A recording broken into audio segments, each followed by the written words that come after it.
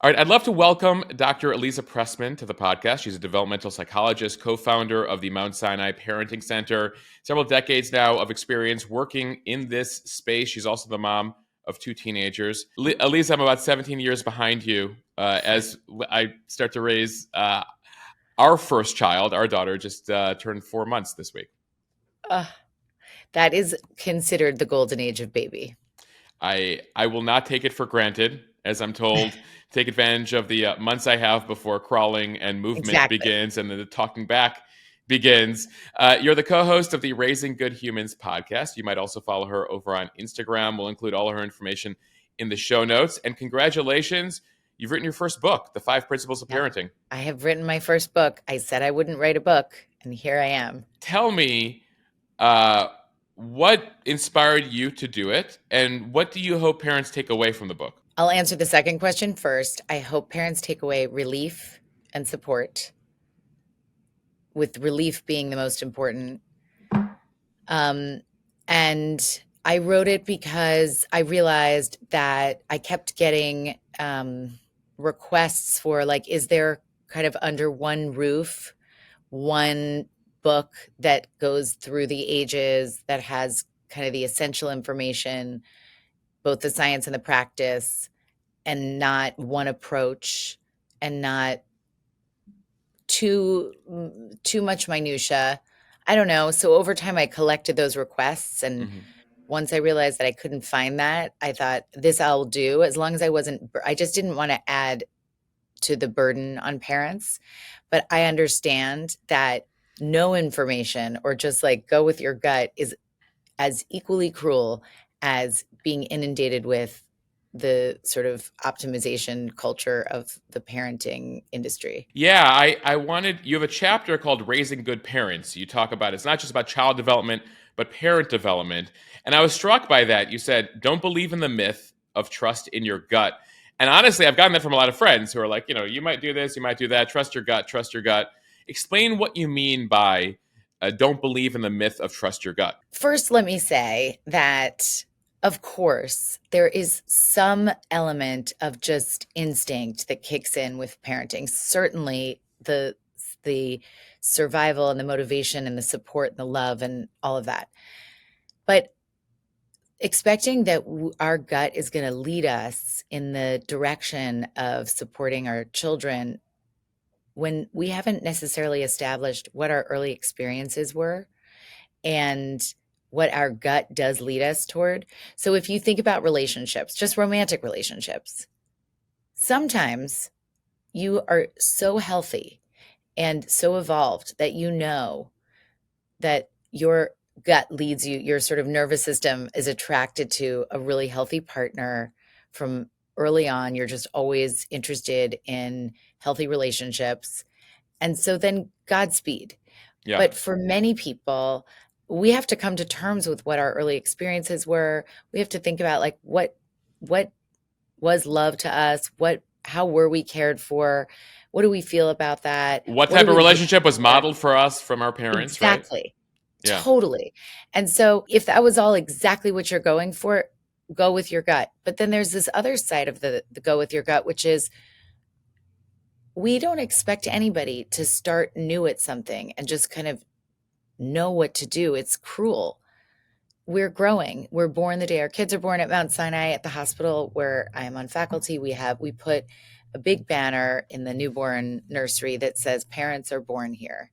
And we really were doing that to remind everybody that this is new for us. And when you're new at something, it's not really fair to be like, you'll feel it out. But yes, there's an element of it, of course. And I want, if parents are feeling like their gut is guiding them enough and they don't feel that it's leaving them sort of stuck, then it's wonderful. I only discourage that if it's making you feel less than, like, okay, I'm quietly in my, I'm not telling anybody, but I'm feeling really crappy about my parenting because I'm supposed to just know what to do and magically have this connection. And I don't. So now I feel like I'm a terrible parent, and I don't like that.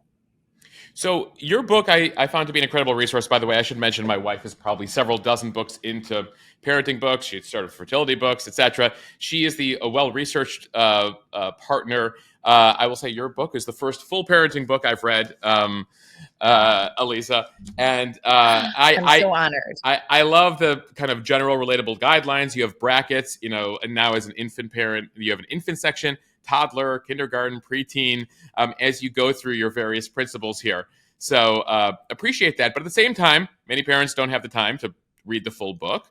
We of course we're linking to the book and we recommend the book. But as far as what are your tips for the parents who are working and raising a child, etc., but also feel this like, ugh, I don't feel good about my parenting right now, and Google is a mess when you Google various things in Google terms is a of, mess. yeah. That's actually another really good way of concisely articulating why I wrote this book. Google is a mess, Mm. and it's overwhelming. So I would say this, I really did want to boil it down to like what really matters in the science. So if you don't have time to read, or you're going to get it and look at just the infant section because you have an infant, or just the teen section or whatever, you don't need all of it. I don't need to market it. Like, I don't want parents to have added burdens. I think you can know this, and then you don't have to get the book or anything. You could just say like, okay, fine, I'm just going to sit with this.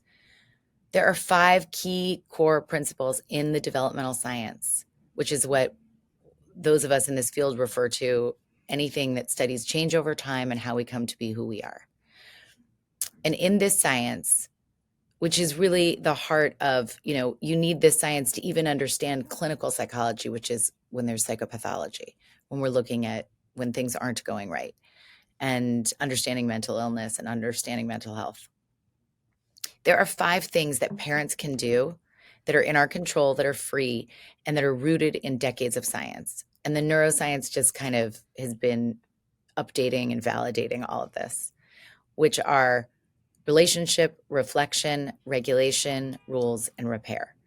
And if you can, I mean, obviously I made them into R's just. Yeah. No, the alliteration is appreciated. The 5 Yeah, R's. I know Yes. we're all operating with a limited amount of space. So just to repeat, relationships, reflection, regulation, rules, and repair. Yeah. And that is what is in our control and rooted in the science.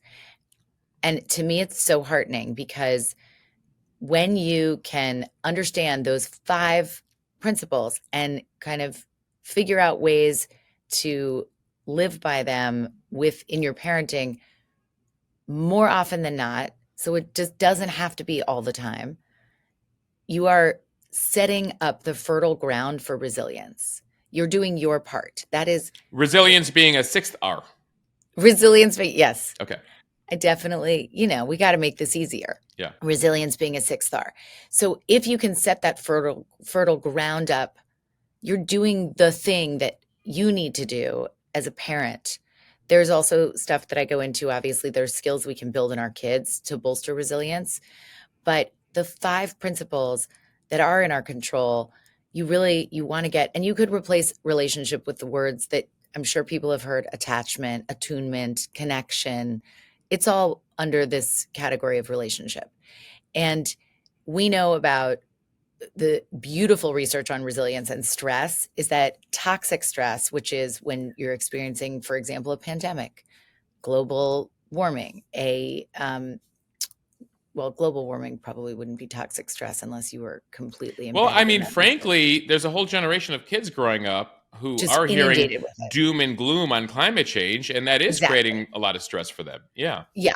So there is just the doom and gloom is overwhelming, even to the extent of toxic stress where you are in a war-torn country. Mm-hmm. You are in a state of chronic and constant stress. Your brain is flooded with cortisol. You cannot learn. You're basically in that state of fight, flight, or freeze, but it's constant. So there's no coming down from it. That is really bad for mental health. And in fact, there's research that decades later, there are health and mental health outcomes that are compromised because of it. So that's the bad news. The incredible news is that relationship, that connection with one adult, not even two, but one adult for whom you can feel sort of secure and safe and stable, that relationship moves toxic stress into the category of tolerable stress. Mm. And tolerable stress is potentially resilience building. You're not going to wish that upon anyone ever. These are not positive stressors that you do. Those are necessary. Like we can't not have bumps in the road or we don't know we can handle it. But to me, the fact that these 5 principles move the needle from toxic stress to tolerable stress means that in this totally chaotic world where we feel so helpless, that we can actually make a difference, and it's free and it's doable and it's information parents should know. And it's not about exactly what you're feeding your kid, and it's not about the scripts that you're using, and it's not about anything that's burdensome. It's truly like broad strokes, big picture. And then of course, because it's a book and I want to make sure that it's practical, I translated it to the everyday experiences, and so that it isn't just broad strokes. But that science, if you're really busy and you don't have time and you're like, I'm not reading a book, then know that those 5 principles, if you can really commit to them, more often than not, you're doing your part. Yeah, I like in the book it's fact based. You're not preachy. You're not uh, Thank you. you're not like waving your finger at us, being like thou must you must do X, you must do Y. Speaking of relationships and modeling things, one discussion I was having with my wife last night as we were talking about this book, and we wanted to talk about is, I guess the basic question: is it okay for kids to see you fight? And I bring that up because Alex and I actually grew up in 2 very different households. I grew up never seeing my parents fight. They, in fact, would tout the fact that we don't fight in front of you. And so, frankly, it has meant as an adult that I'm a bit conflict averse. And I have a very difficult time in those situations. Because it's like, wait, is this normal? Like fighting? I mean, I must not be in the right relationship, which may explain why it took me till 37 to get married. But, and then my wife grew up in a house where her parents got divorced, and she witnessed a very different sort of upbringing. And so would love, where does the science stand on the best way to model conflict resolution and stress? Because something you discuss in the book is if you're not happy, don't fake being happy in front of your kids. How to do that, especially as you're holding an infant in your arms and through the various stages of childhood. So first I would say what you guys were talking about and what you just said is reflection. That's what you are doing it, which is you're thinking about like, how was fighting in my household?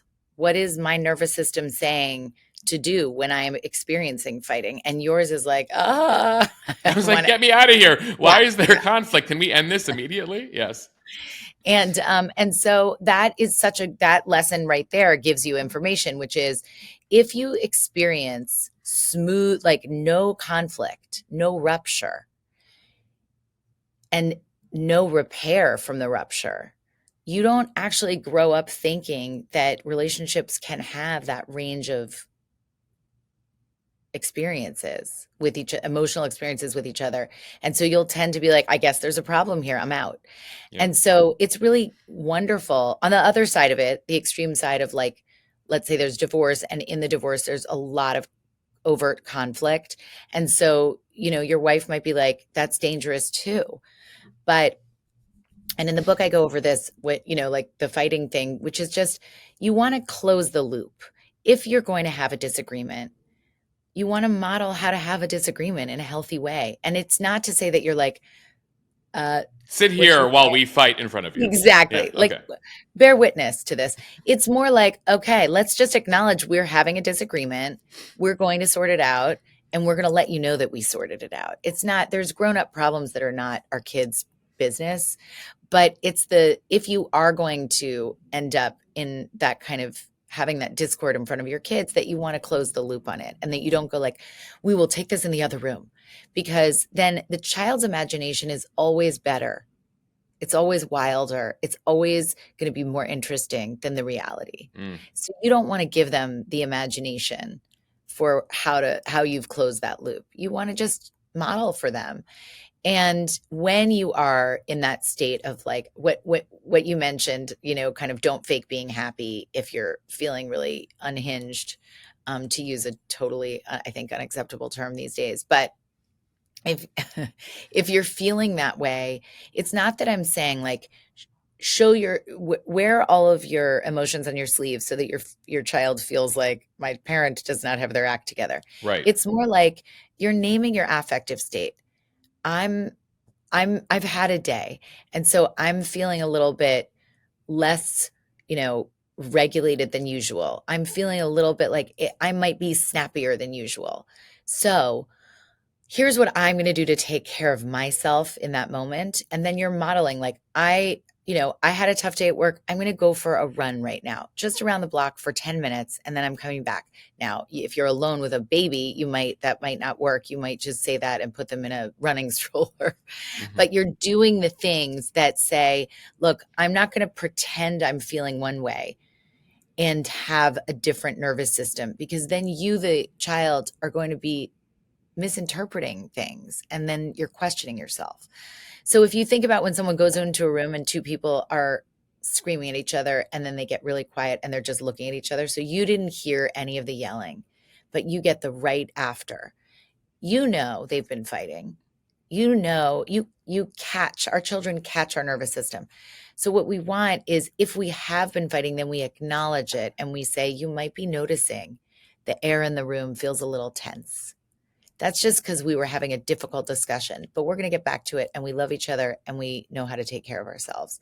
So it's just balancing the sense that you're leaving it all to your child's imagination, or that you're having them take care of your own emotional health, which is also inappropriate. So it seems like on the full spectrum, from full transparency, I'm telling you too much about our lives, to I'm going to hide everything and everything is hunky dory. We live in Disney World.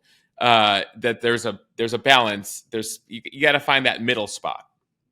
Yeah, I mean, I think that my entire book is the message is that middle path is just the unsexy truth. I wanted to start with the beginning, as in how you got into this line of work, Aliza, how you got into developmental psychology, because it was before you even had kids, right? I was thinking I wanted to do drama therapy, and I went to speak with a professor of a program at NYU. Like, I thought it seemed really cool, and he said you can't start in the middle of the year, but you could take these intro courses to the different branches of psychology, essentially, that are part of the program, and that then if you start in the fall, you won't be so far behind. And so I took like speed dating in psychology, Mm-hmm. the different arms of this field that has actually very specific areas. And when I went into this intro to developmental psychology and I started studying these, early researchers of this field that were looking at, you know, attachment, and these studies that were just like explaining how we come to be who we are, I was just like, what?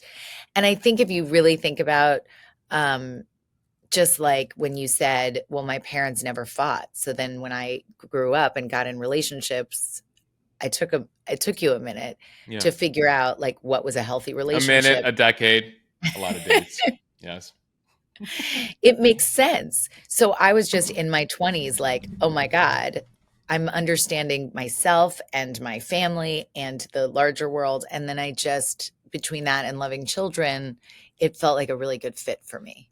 As you've progressed in this profession and thought has evolved, was curious. You mentioned in the book that in your research you found that, like, at one point in time in the last century, they recommended potty training at birth, and then you read somewhere that they were recommending giving 6 month old or giving coffee to 6 month Coffee. olds. Yes. And curious, even in the past couple decades, are there certain adages or certain principles here that have stood the test of time, and even certain things that, like, what's changed about what you even studied 20 years ago, and where things have evolved now to 2024? Well, interestingly, I would say these 5 principles have stood the test of time. So a lot of people talk about these trends in parenting that are like revolutionary, or like conscious parenting or mindful parenting or gentle parenting or whatever is the latest flavor, or tiger parent, or it's like there's Helicopter. always something. Yes. Helicopter. Yeah. But the reality is, for the majority of this research, the wisdom has been there for quite a long time. It's just that getting research from like out of the research institutions into the zeitgeist takes decades. Mm. And I think it's so interesting now that people will say, like, I think in in clinical psychology training, there was a lot more focus on behavior modification than there is now, which doesn't mean it doesn't work. It just means it's not getting at the root of the issue. Behavior modification in what way? I would say discipline, not in the last 15 years. It's truly just about how it's gotten out to parents. Yeah. But probably 20 years ago, the focus was very much on positive reinforcement for getting the behaviors that you want and compliance. And now the field is moving more in the direction of understanding the brain body connection and the root cause of behavior and sort of how to support and grow skills that will allow for more appropriate behaviors instead of compliance. But my takeaway on that isn't that necessarily one is better than the other, so much as you, the parent, can decide what your values align with. Because there are plenty of parents that say to me, I love compliance. That's what I'm looking for. Yeah. So I'm not sure how I feel about saying, well, that's wrong. Like that's probably not my primary goal with discipline for my family, but that doesn't mean I would not be able to say, okay, well, if compliance is important to you, I would rather show you how to positively support kids to help them be better listeners than not show you and have you end up spanking and screaming at your kid all day. So I think we have to be careful in our field not to put too many value judgments on things so that parents can say, you know what, today I need compliance or I'm going to be a lunatic. So I would rather that than say every day I'm expecting parents to be like, let's understand it. What's the root cause of this and help you really develop the skills and connection. So I think things have changed and also it's just how it's translated. I also think there's more access to information now. Yeah. So it might seem new also because people have babies and toddlers and conversations happen more openly. And just like with the news, this is a question for you maybe, but like have wars drastically changed or has our access to them and seeing things drastically changed so that we're like, things are more violent than ever? I don't know. Is that true? Or do we just like not usually have firsthand daily constant inundations of the violence that's in the world? So I think that that's something to just consider. I'm not sure if I answered your question. No, that makes sense. It's something that I've told multiple people. I was like, we've only witnessed 2 wars around the world in the social media era, right? Ukraine, Russia, and Israel, Gaza. Right. But guess what? War's been around for like 10,000 years of recent human history. We almost like nuked ourselves into oblivion in 1963 and the 70s. I mean, if you look back, historically speaking, you're like, it's actually been worse. We just didn't have access to it. You'd have to go to a movie theater to watch newsreels censored by the government to understand what was happening in World War II or happening in Vietnam. Well, Vietnam, I should say, there was the network news, but still, it wasn't at our fingertips. It wasn't raw and unfiltered in the way it is today. So things feel worse. And so it actually gets me to the question we were talking about just before we hit record here, which is, and this is a question I get a lot, Aliza, from people. And I'm like, listen, I'm a new parent myself. So I haven't spoken to a teenager about this news story or a middle schooler or an elementary schooler, which is the world. Bad things happen in the world, whether they're, tragedies abroad, school shootings here, etc. What is the general framework, the general guidance, especially as you kind of structured your book into like how to address this with an elementary school kid or a middle schooler or a teenager, how to talk about the bad things happening in the world now that we know that they have access at their fingertips. And even if you leave it outside the house, they're going to hear about it from another kid at school.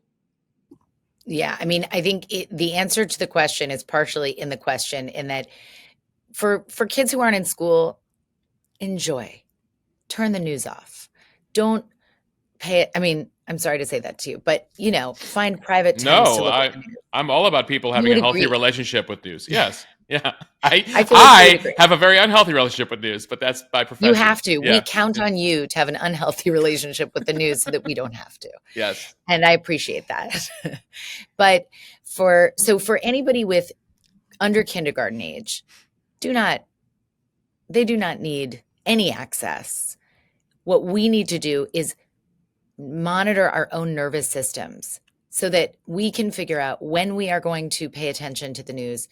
Is it a time that should we be drinking coffee and reading about horrors that are going to get us so dysregulated that we can't engage in delight with our infant who's sitting there playing on the ground? I don't think we should. Yeah. Find a time for the under 5 set where you can certainly not watching, because you don't need that noise in front of your kids, but find your own private time to go over the news. Make sure that you have space enough to manage your nervous system so you're not bringing it into your relationship with your baby, toddler, whatever, preschooler, because they don't have access to the outside world unless you give them access. Yeah. It's like the only time that you have control. So enjoy. That's why it's strange. Like, I remember when my daughter was in preschool, they were raising money for this tsunami that had happened. Right. And I was like, that is not developmentally appropriate. What are you doing telling a preschooler that there's a possibility for a giant wave to sweep them up and kill them? Like, that's so unnecessary. It's out of their control. No preschooler needs to know this kind of possibility is there. Just give them a minute. And so have them do things in their own backyard, cleaning this, like you could still do good services, but make it make sense. Then once they're in kindergarten school age, recognize you're absolutely right. They're going to have access to the outside world. They're going to have access to friends who have older siblings. They're going to have access to, they're going to be on a bus and they're going to see somebody with a iPad. So even again, if you're not showing them, and pay attention to the news, take, a moment to take a breath, get your own nervous system regulated, and say to them, you might hear about some really upsetting news today when you go to school. I want to let you know what happened and see if you have any questions so that you're not, surprised, so that you're not upset. And, if you have anything that you want to ask me, I'm here. Mm-hmm. And then also keeping in mind that you keep it simple. You ask them questions like, do you know what X means? Have you heard about this from any of your friends? And see where they are. So you never, it's like the sex. You don't have to overshare. You don't over explain. Yes. Yeah. It truly is like sex. Like, you're not like, when they say how are babies made in kindergarten, you're not like, let me explain everything. You're just sort of like, well, tell me what you mean. And, how do you think this happened? And then you help little by little, and then don't answer more than they're asking, but be this trusted source. And you start in kindergarten because, if you can, but it's never too late, because you kind of want them to know, like, oh, I'm not, my people, my parents are reliable sources. So I don't need to like sneak around and get outside support here on this one. I'll just go ask my parents. They're askable people, instead of just sort of avoiding it and whatever. And then as kids get a little bit older, fears start to get much more realistic around 9, 10 years old. You start to stop worrying about the boogeyman and start worrying about like somebody robbing your house. Yeah. So that's when more concrete fears are happening. That's when you need to have sort of a little bit clearer conversations. And under all of this, and I know this is hard to ask of people, but even with, school shootings, we do need to help them understand that the adults in their lives are trying to make sure that they're very safe and protected, and that you wouldn't send them somewhere if you didn't think they were safe. Don't impose your anxiety on your kids. Because I've had that before. People are like, well, how's any school safe? Come on. If you're going to send your kid to school, you have to come to terms with that. And you have to be able to give them the sense that you believe that where you are placing them is acceptable. Otherwise, what are you doing? There's risk inherent in everything, right? Everything. And putting them in a car every day, or taking the bus, or getting on the subway, or if you're in the city, or frankly, totally. You got to come to terms with that and then not impose that on them. And then finally, I would say, check in with your temperament and your child's temperament. Because if you have a child who's sort of been super, super anxious, you don't want to protect them completely, because then they're just going to not trust you and be more anxious. Yeah. But you do want to think, what information do I have to give them for them to understand that I'm honest with them and that I have a plan, that they have a plan? But can I maybe not go deep into my own existential crisis over what's happening in the news, because they are not built for that. And I don't need to make it worse. So it sounds like part of what you're saying here, it sounds like part of what you're saying here is that parents really need to spend time with themselves and like figure out where they're at before completely jumping into conversation. You have to the extent possible in the busy lives that we all lead, take a breath, take a moment to be tactical in how you approach various conversations with your kids. Yes.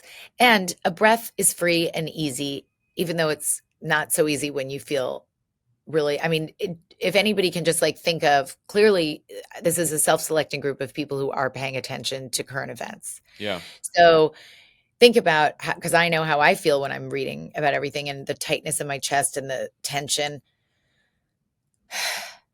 Like in that moment, if between the time that you're reading about something and you're talking to your kids, if you just say, I promise myself I'm going to take 3 breaths in through the nose and out through the mouth and then talk to my kids, Mm-hmm. it is shocking how much better you can be present and how much easier it is for them to be with you in your nervous system, regulation. So I think it can't be overstated how important it is to get our own stuff together. And again, we're not going to do it all the time, but more often than not. But I would say there are points in the news cycle where we can predict that we're going to be having a tough time. Yeah. Like in November, there's an election. I understand. Exactly. Yes. You read my mind. Yeah. I mean, unfortunately, not all news events are predictable, but there are certain ones where that this will be a stressful period. It sounds like one of the themes you're getting at, and the word has come up a few times here, is building trust with your child, building trust in that they can trust you. One thing that you mentioned in the book is, again, as we talk about balance here, finding the balance when it comes to praise.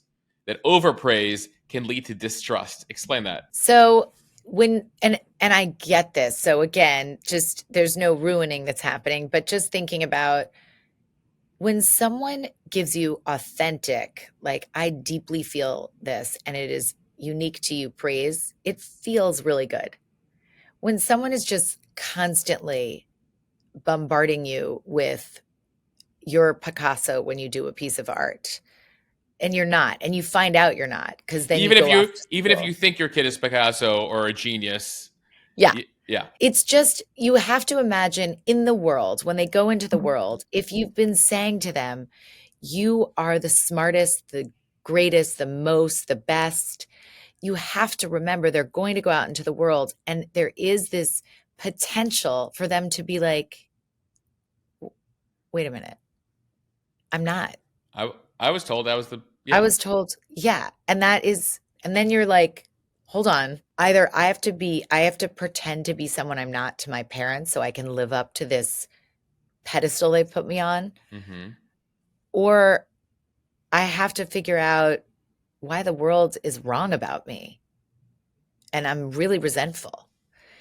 So better to just give a more realistic appraisal with the delight and love and admiration that you're inevitably going to have for your kids, because of course our kids are like the most Picasso of Picasso. Yeah. But so it's a real balance. So I think the key is, and it's also, you want them to do some things for the internal pleasure that is just doing it. And one way to ruin joy in something is to have somebody judging you, even if it's positively.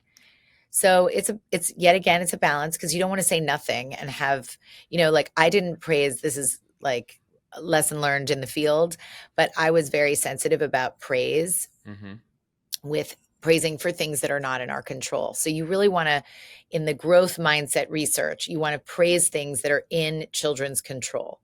Like they can control how they dress, but they can't control how they look. So if you're praising them for being beautiful, you're sort of saying, this is something I value in you that has nothing to do with you. Whereas if you say to them, I love how you put that outfit together, that's in their control. Or same thing with like, saying you're a genius, not in your control, saying, I noticed how focused you were on putting that puzzle together and you really tried all these different strategies. That was cool to watch. That's in your control. So praise being specific and in your, qualities that are in your child's control tend to bolster our sense of competency. Whereas praise that is about outcomes that have nothing to do with you can make you feel like quietly questioning and possibly wondering if you're a fraud. So that's the easiest way to focus on praise, is just make sure that you're praising that process, not the outcome, and you're praising things that are in your child's control. But of course, again, I say more often than not, because there are going to be times when you're like, you are the most brilliant person, the most stunning person. Oh my God, I've never seen or heard of anything so extraordinary. And that is totally fine and natural. You Hmm. just want to like make that be less often. And if you really think about it, it makes sense, right? Like it's burdensome Yeah. if you really think deeply about it, to have someone who isn't letting you just be who you are and be enough for that. You have a chapter called "Parent the Kid You Have," and I like on page 97. You go through examples of how to reframe your parenting worries to shift out of fear. So like instead of saying "Why is my child behaving this way?" you say, "Ask yourself, what is my child's behavior trying to communicate about her needs?" Um, and so I I love the way you lay this out, and curious if you can kind of extrapolate, about how to reframe your parenting worries, because you talk a lot in the book about like there's no such thing as a perfect parent, and so part of this book is therapy for parents out there to reality check themselves, but also the best way to think about discipline and how to ask yourself questions about why your child's behaving in certain ways. Yeah, I mean, for discipline, I do think you are so much better off. And this is where reflection comes in, is just like ask yourself what your child is trying to tell you by acting out, and what skills. This is where what I was saying earlier, like sometimes you don't have time for this because you're like, I need compliance. Yeah. I don't care why this feeling is happening inside of them. Right. But I'm for in the, I'm in the middle of Walmart and my kid is acting like I need to. I get it. Yeah, yeah. I totally get that. So I think, and that's why I wanted to have like different approaches to discipline. But for the majority of the times, we do operate from fear. Like when our child is rude, the act of being rude one time is not usually that big of a deal, but we can turn it into this enormous fight, because actually what's happening is we are worried that our child is going to grow up to be a jerk. Mm. And it's our job in that exact moment to make sure that they know that that is not a tolerable trait, when really that's fear. They were just having a moment. They are they are not fully developed. They're going to have moments just like adults do, but even more, where they do act in ways that we're just like, my child. But a lot of it is, if we really ask ourselves, what are we afraid of? Then you can start to say, okay, my child is 5. They're probably not going to be a jerk because they said, I don't like this, to somebody who served them a carrot, you know? And so then we can take a breath and say, okay, my child right now needs to learn a few skills, and I'm going to help them with that.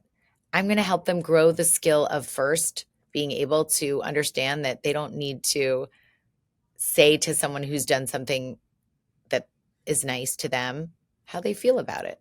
Sometimes they can just say thank you. They need to learn the skill of not getting what they want when they want it. Mhm. But those are skills to build. Those are not, like acts of aggression against a parent. So some of it really is just, you're right, it's therapy for parents, in that it's like but in that it really helps you respond to your kids, and it helps build a closer, more safe and trusted relationship. And you're still setting rules, like you still have expectations of them.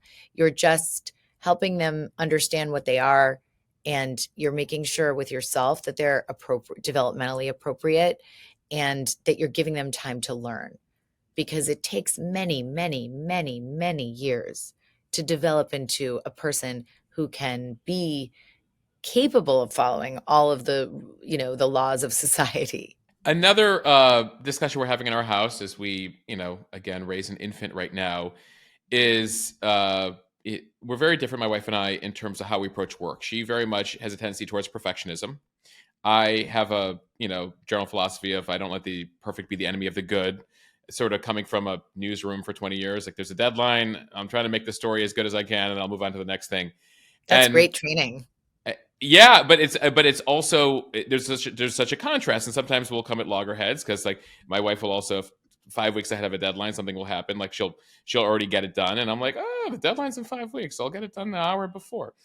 And so it leads to questions about how we model good work or work ethic to our daughter. And I have a gut sense that my daughter will probably take after her mother. I already see. I don't know. I have this sense at 4 months, like be probably more towards perfectionism. And you discuss that in the book in terms of how to manage tendencies towards perfectionism, etc. And how to manage that sort of thing, right? Because two different work philosophies, but at the same time, like I don't necessarily want her to mimic me, my daughter. Like I don't want you to wait till the last second. That's my, like I've been dealing with that for 40 years.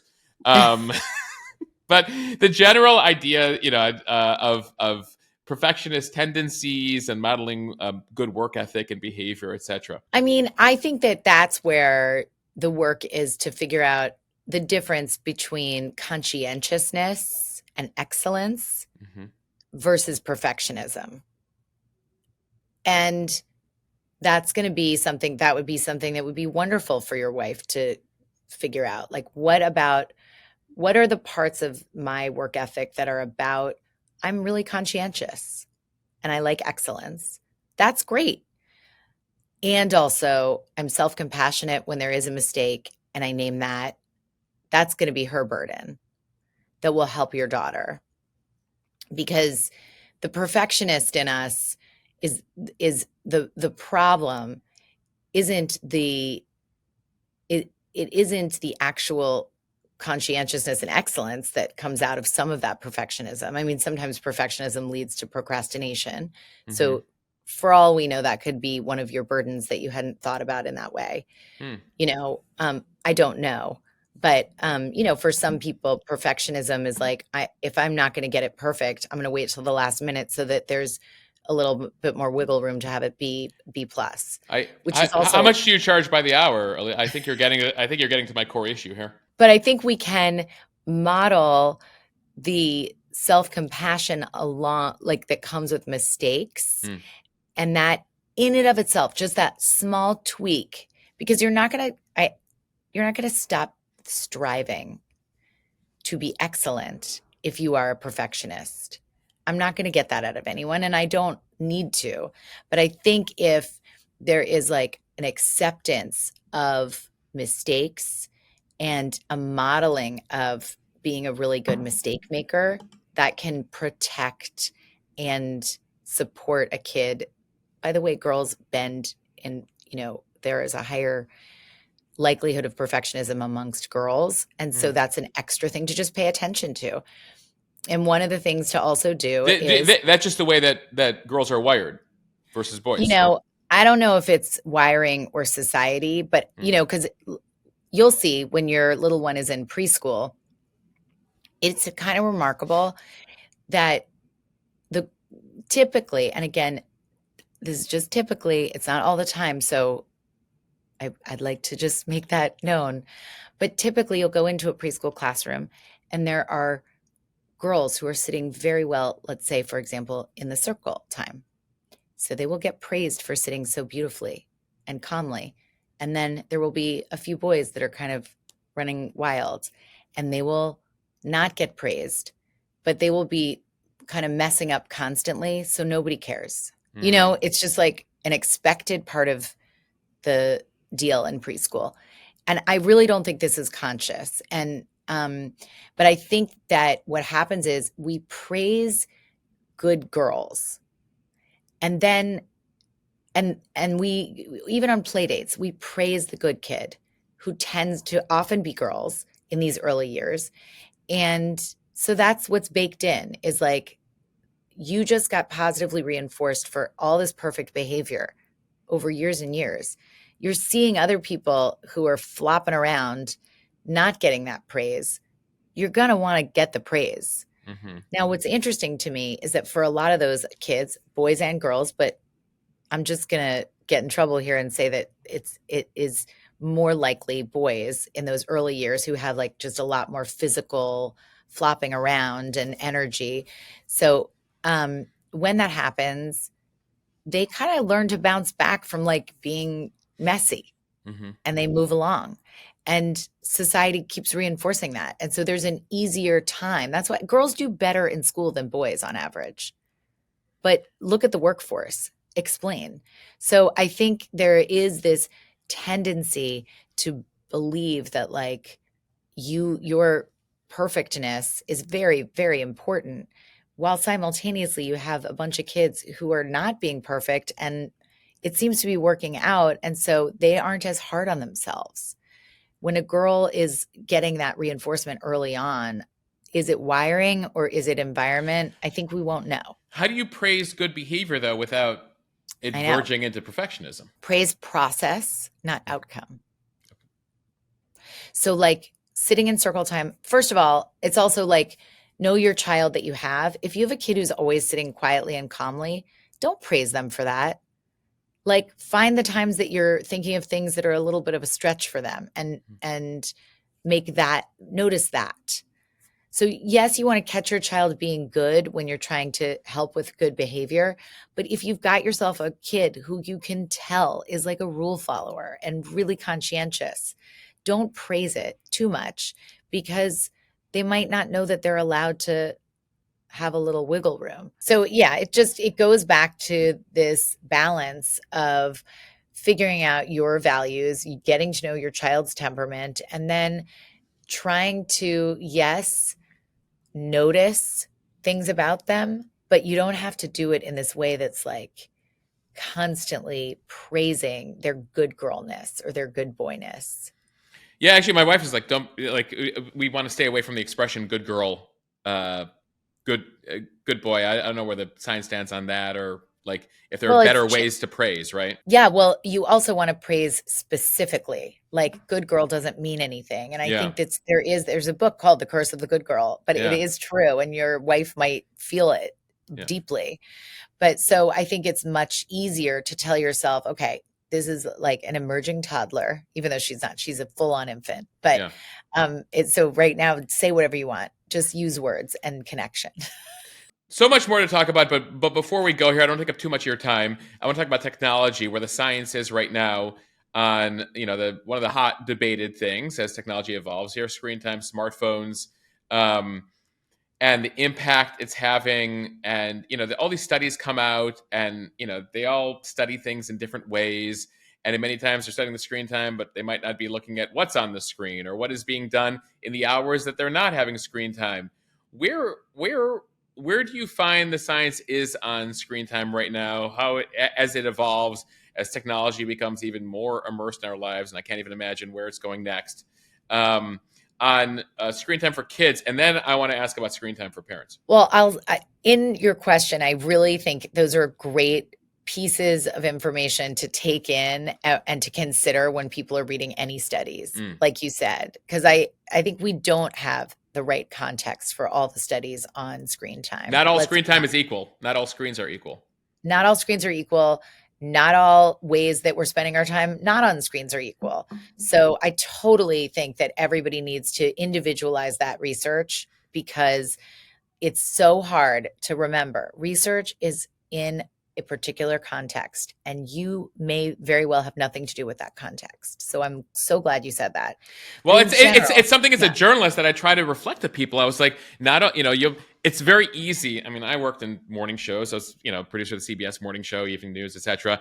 And it's like, new study out says blah, blah, blah. Totally. Like, they studied 120 kids in Boston, Massachusetts, who happen to be from certain backgrounds, who were looking at this type of screen time. And totally. But the news doesn't have time to go into those details. They just have time for the headline. And then you have time to be anxious about it. I cannot feel more thrilled that you just said that. Like, that just needs to be, that is like the core of what is frustrating about even just like parenting on social media. Like the studies are typically irrelevant to your life, and you have to be so careful. And I even remember a study that was like strollers facing parents versus facing out were associated with language outcomes in kids. That is just so mean, because You don't know. I mean, of course, when you looked at the study, they were measuring facing in before they were measuring facing out. So they got more chattiness from the first group. Look, this is like in the weeds that doesn't matter. But it's also like, do you talk to your kid all the time? Are you engaged in conversations with them? Maybe that kid that you're talking to constantly or talking to even when they're 4 months old, because they just maybe are razzing back to you and cooing. But then put them in the stroller facing out when they're ready, when their body is ready for it, and know that they can have that as quiet observational time. That's quite different than a child who has a parent who only talks to them when they're in the stroller. That's their talking time, Mm. when they really get face to face. So then, yes, the stroller should face you. So that's a silly example of how we have to be really careful about the research that we're taking in and our context. And so I'm really glad you said that. So with screen time, we know that they're not good for under 2. So just don't. And again, you're going to sometimes Yeah. because you're a person. But if your main intention is no screens before 2, just stick with it. If there's a FaceTime that's happening with grandma, it's worth it, right? If it's because you're exhausted and it's between that and you're going to, go crazy, have at it. But in general, the intention should be no screens before 2. Then after that, screen time can be up to 2 hours a day, according to the American Academy of Pediatrics, not including things like FaceTime where you're engaging and interacting. Mm-hmm. It's not real engagement and interaction, but it was just the AAP's attempt to acknowledge the world that we're living in. But the screen time has to be specific. Like Dora is interactive and it's way better and more thoughtful than SpongeBob. Mm-hmm. So what you're watching on the screen matters. If it's passive watching, it's different than if dad is sitting there with you going, oh, there's the clue that Blue was showing. I mean, I'm showing you my age by using old TV shows, but that matters. So for younger Well, now kids, we've gone from Blue to Bluey. oh, okay, you're right. Yes. There you go. So, but that's really good interactive, Yeah. and you have like a caregiver next to you in the dream world that's like, what do you think's going to happen? Now, I'm a parent, and I know that screen time was never interactive for me. It was like that's when I'm going to check out and zone out Yeah. and Go do my stuff. Yeah. Yeah. So you just want to recognize, like, call it what it is. It's not going to be beneficial. Like, teach your baby to read on screen or like baby Einstein is nonsense. And it's important to know that. But there is, you can use screens. Interactive is ideal. When the shows themselves are interactive, that's ideal. Noggin has great stuff. Like choose the stations that have focused on making content that is somewhat thoughtful towards child development. And then screen time's totally fine. You don't have to be completely off screens after 2. But social media is so different than just screen time. And screens that are in your hand versus attached to a wall is totally different. So with younger kids, ideally, don't introduce them. Don't give them your phone. Don't have them think that they have the freedom to grab your phone whenever they want. Make it about like screen time is sitting and watching a screen versus having one in their face like an iPad. And then when reality, obviously all bets are off for long travel days and whatever. But right. That's when you can break all your rules. Break every rule. Yeah. So I think this social media has to be a totally different thing. There is absolutely no reason to expose kids to social media or have social media before they are like, first of all, before 13, because you have the excuse of the age of the app not being allowed. Yeah. But even more, I would say push it until it is harmful to them peer-wise, not from their perspective, because they'll say that in 4th grade. Yeah. But when it actually is prohibitive. And even when you start social media, put limits there. Don't be afraid of the rules. Don't be afraid to say like, there's not going to be a phone in your room after this time. So this is like, I'm trying to hit infancy through adolescence here in this answer. No, you're doing a good job. Yeah. It's important to take those things into account and recognize that no, screens I don't think are going anywhere, but not all screen time is the same. And social media is a very specific and potentially more harmful aspect of screen time that is getting more and more popular. And so that you do want to push off. And you also need to consider your values. Like if you are constantly doing videos with your kid to put on social media, or like you're allowing social media to be a space where you're deriving your own value, and like you're doing a TikTok dance or whatever it is, that's one thing. But what if you're doing it with your kid to just bond and make a video?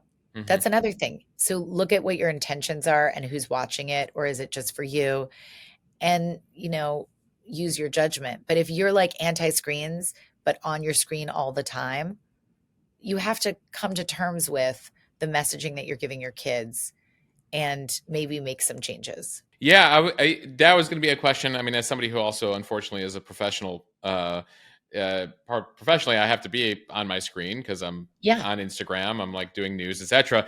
And how do I approach that with the kid? How do I model good behavior? How do I ensure they don't feel neglected, but also understand that like this is a reality check? And it's finding that balance. I think is the challenge. It's like, well, what's like I don't want to upset them and I don't want them to feel neglected, but I also want to show them that like To reality work. check, this is work. And how do I separate like, well, dad is working now versus dad is taking care of you, or dad is going to do a quick work thing while we're together, because I, as a first time parent, I'm like, I don't want to ruin my kid. I don't want to, Yeah.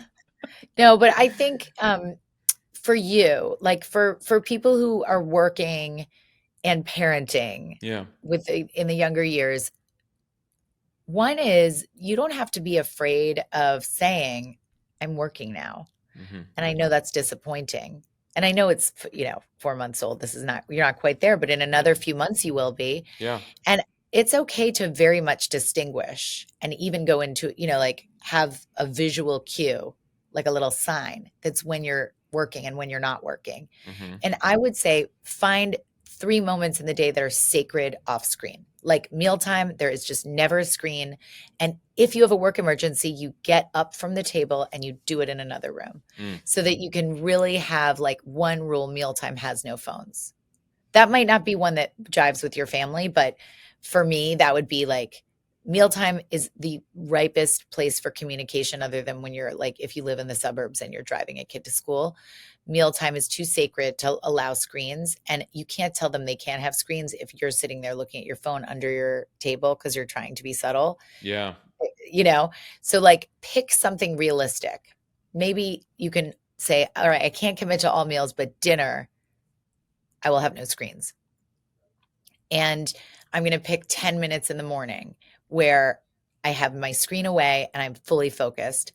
And I think that's a more realistic way to do it, especially for someone like you who has to, and then as your child gets older, you can explain like, this is my work. Mm-hmm. But I think another interesting thing that happens right now is we read on screens too. So like we could be doing something that back in the day was actually benefiting our kids. Having them watch us read the newspaper benefits literacy. Yeah. Just the number of periodicals you have in the house is associated with higher literacy rates. So now if all of our periodicals are on screen, it's confusing because you have to be like, no, I'm not just scrolling through funny, puppy YouTube videos. Yeah. I'm reading Shakespeare, but like I'm doing it on a screen. So we're all reading Shakespeare daily. So that's just something that you could be conscious of. Like, you know what? I'm going to get the paper delivered, and I haven't done that in a really long time. And is that good for the environment? Probably not. But is it good for my child's brain development? Probably. And so like, what are the things that I can do? Can I make paper mache out of that later, and we can use it to play with texture and art so that it's sustainable, reusable. But I think those are going to be some decisions that you will be able to make. Aliza, I appreciate you coming on the podcast. It's late. I know you have to get running here. The book is 5 Principles of Parenting. Very quickly, if people are looking to follow up beyond buying the book, where can they follow you? They can follow me, speaking of social media, on at Raising Good Humans podcast, and listen to the podcast. That's it. So I have a Substack, dralizapressman.substack.com. Wonderful. We'll include all the links. I'll let you go. I appreciate the conversation and good luck with the book. Me too. And I appreciate you. And thanks for keeping us all in the, knowing what's going on in a reasonable way. I try my best. There's a lot going on. I know you have a lot of work.